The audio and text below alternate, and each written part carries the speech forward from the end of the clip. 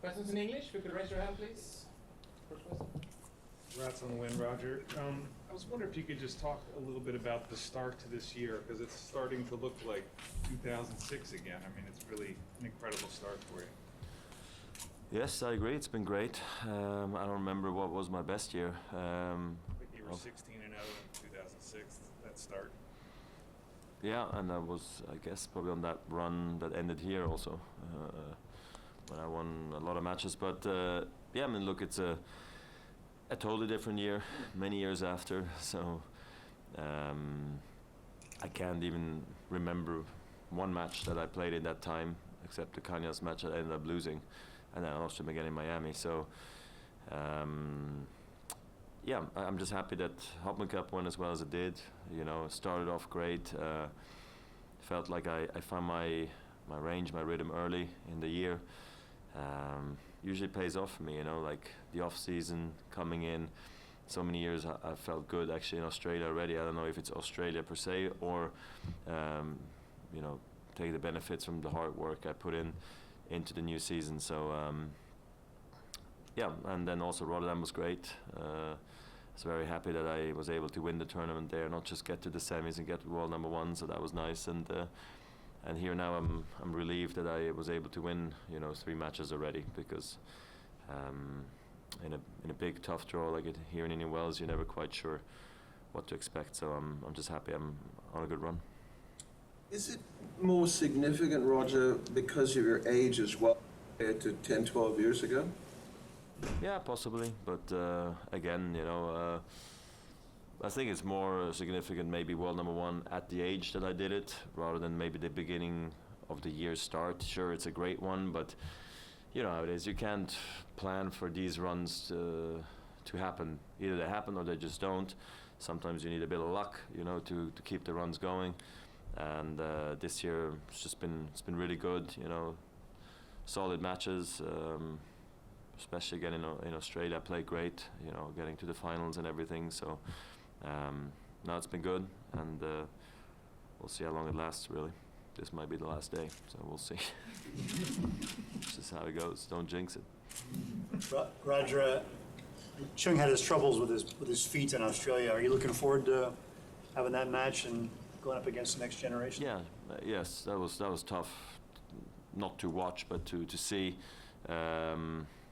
Yeah, and knowing also he was actually struggling going into the match, not to which extent, but that was tough, you know, under the circumstances, and you know, seeing the blister after, that wasn't very nice. So I can just imagine how much pain, you know, there is to it, and you kind of want to go out and give it a shot, but then you're like, probably I shouldn't, and you're just stuck in a situation which is hard. So I felt for him, and I was honestly quite surprised how quickly he came back, you know, because that thing looked nasty and it takes some time to heal, you know.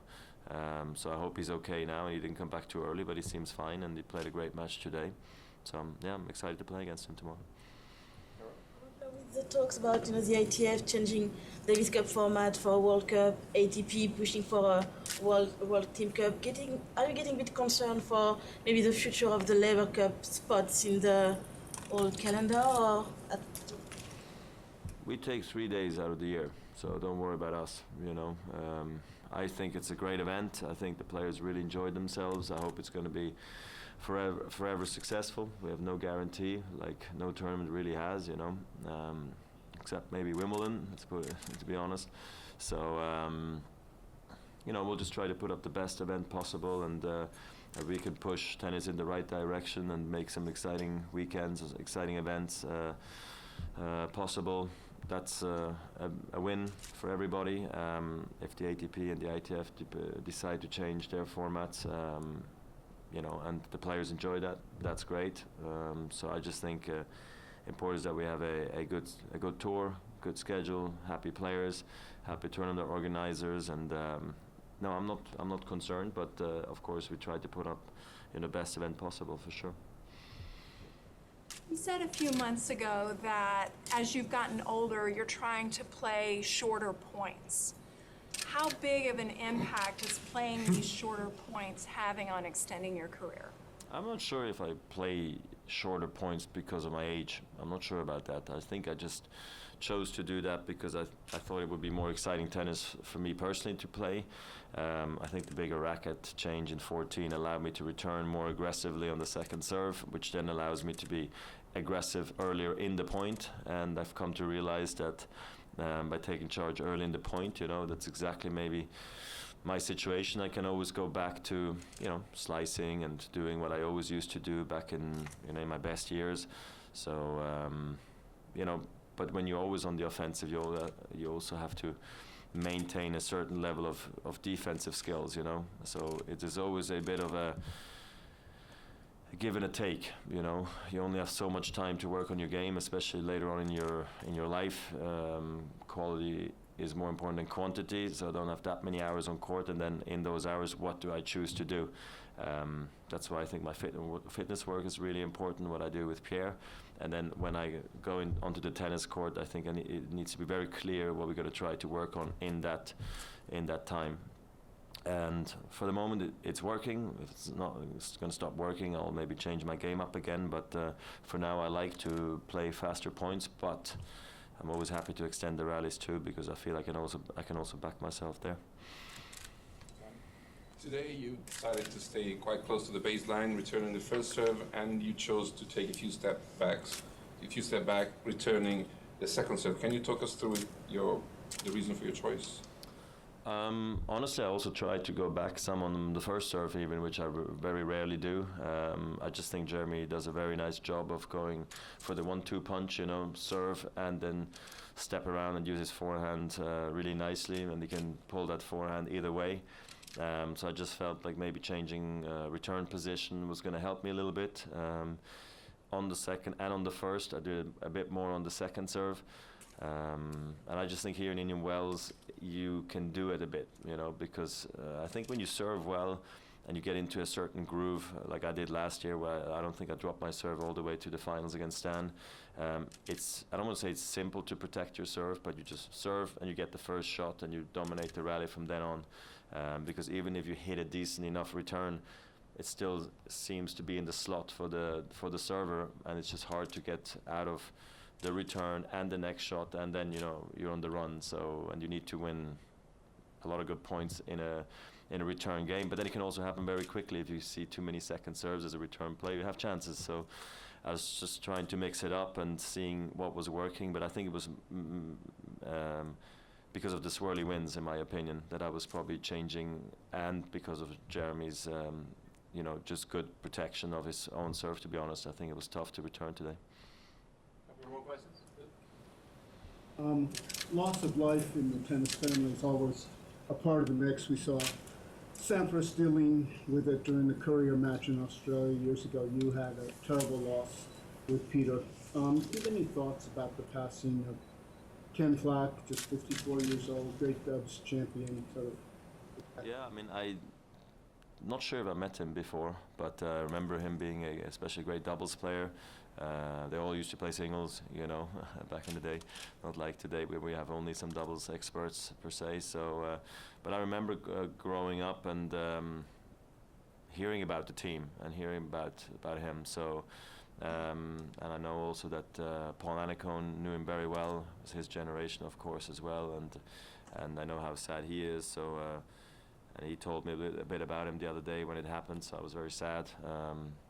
Just like you said, for the tennis family, we all get together in a moment like that. So it's sad to see, but yeah, just wish the family all the best. Really, that's all I can say. Can you talk a little bit about Chang Hyun more? Everybody says his play style is kind of similar to Novak, but do you feel the same way? And if you have talked to him before, what kind of guy he is? I don't know him well enough to tell you that I know him personally very well.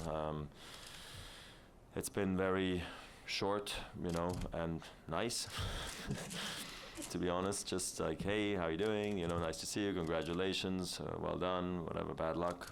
If he lost or I lost, So No, but he seems like a nice guy, very level-headed. I think similarities to Novak's game are particular, or just mostly in his movement. You know, the way he's able to slide to his forehand and to his backhand was the open stance. You know, which not many guys do, or do it as extensively as Chung does. So that's the only similarity I see. You know, service motion, all the other motions are very, very different. It's a Chung motion, if you like. Nobody has that kind of motion, which I think is good.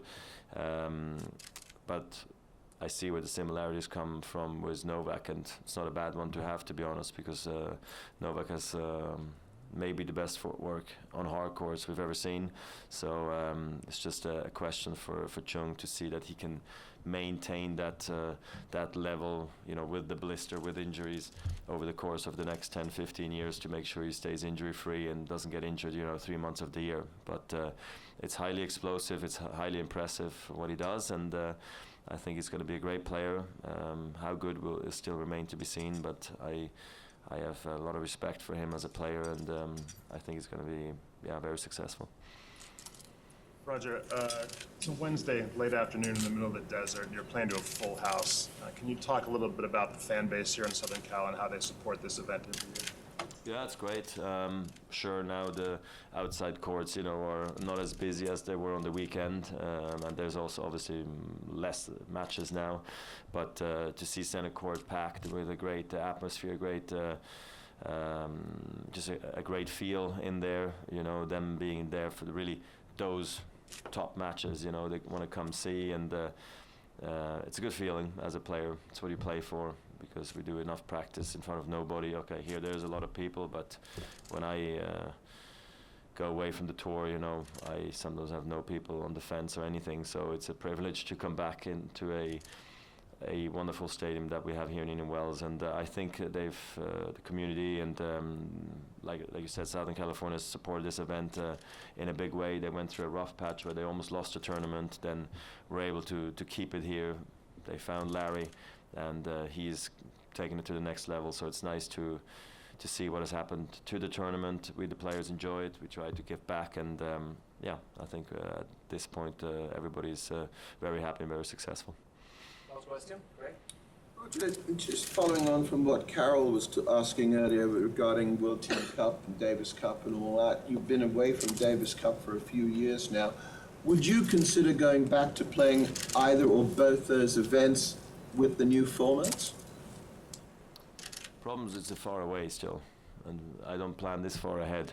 But was it in the beginning of my career? I probably would have played, yes. But we're still waiting for the vote to come in on, I think, in August for the Davis Cup.